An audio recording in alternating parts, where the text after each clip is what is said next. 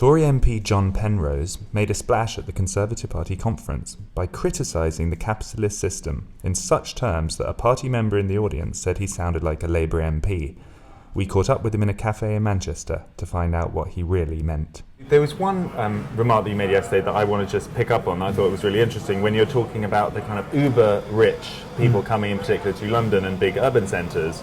And you said they have swiped it, their wealth you're referring to. They are now crime lords, drug lords or kleptocrats, and they've repatriated it to Britain, and we've let them come into the country and they're living the high life, a really bling lifestyle, and they're some of the nastiest people on the planet, and we're giving them house room. How, through choice and competition, are you going to fix that problem? The choice and competition won't fix that problem. Choice and competition will fix all sorts of other problems, and it's necessary to deal with making sure that we are still, consumers are the people who are in control in the new digital economy. But it won't fix this particular problem. Okay. And I should say as well, it's worthwhile remembering that there's an awful lot of foreigners who come to live in cities like London who are brilliant and are part of what makes a city like London, or indeed Manchester, where we are today, special. So that's great. So how are you going to keep out the... But it only takes a tiny proportion of people who've swiped swiped their wealth or have got it through ill-gotten gains to turn up, start living a bling lifestyle very ostentatiously, for people like the Labour Party to be able to say, well, anybody who is rich must be getting there through nefarious means.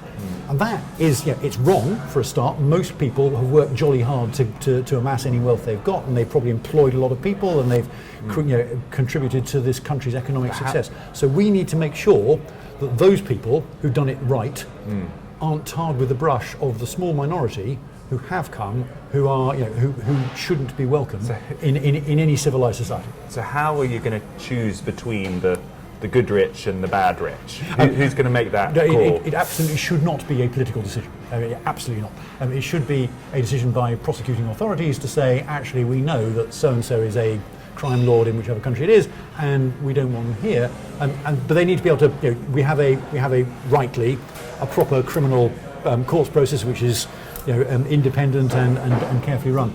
But we need to make sure it's criminals. So it's only criminals. What about, for example, if someone who is high up or connected to a government of a developing country and has clearly benefited from that proximity, and there's no identifiable court process or crime that they have broken, but that's quite a large, less tiny proportion of highly wealthy people coming into places like London. Do you have any issue with those? The fundamental tenet of British law is that you are innocent until you're proven guilty. You have to be. So the whole point about it is that the police and fraud officials and all these other people make decisions about who they want to investigate based on the evidence in front of them, and we should not be changing that. And I'm not the only person saying this. There are lots of people saying, look, we just need to make sure that when you get somebody who's turn up and it's raising eyebrows amongst the crime-fighting community, that they are paying close attention to it, because it doesn't take many bad apples to make everybody think that anybody who's done well has got there through by playing the system rather than doing the right thing, and that's really corrosive. It undermines people's faith in wealth creation. But I guess it's an easier thing to say we shouldn't have convicted criminals or people suspected of actual criminal activity.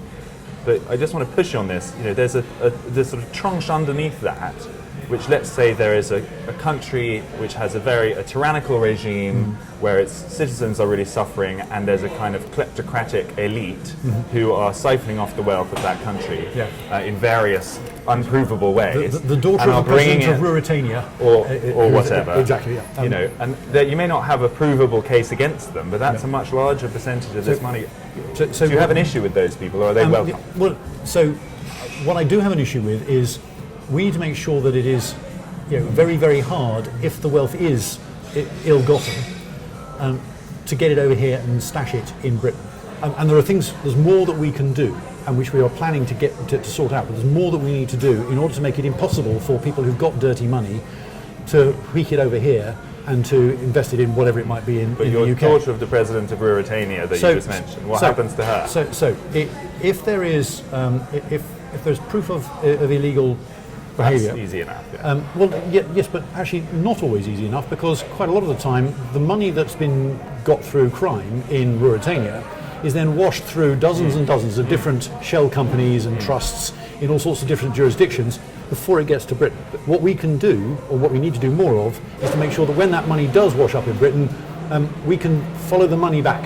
And we can't do that properly yet, but if we can follow the money back, then we can say, actually, it's your money, we know where it came from, and we know it's dirty, and then you can mount the prosecution. At the moment, the problem is that it's too hard to mount the prosecution because an awful lot of these criminals and kleptocrats have got very, very good lawyers who are very good at hiding the money. We need to make sure that they can't, and we can follow the money. I mean, don't forget, after all, Al Capone, famous gangster, was never actually put in jail for being a gangster. He was put in jail for tax fraud, because they were able to follow the money. We need to be able to do that here too.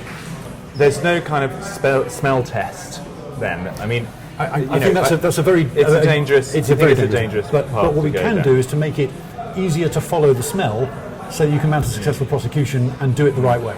And that I think we need to do more of. And in fact, there are definitely moves afoot to do more, both in this country and abroad. And that means that there will be no hiding place for dirty money. You won't be able to wash it around the world and then live off it somewhere else because we'll be able to follow it.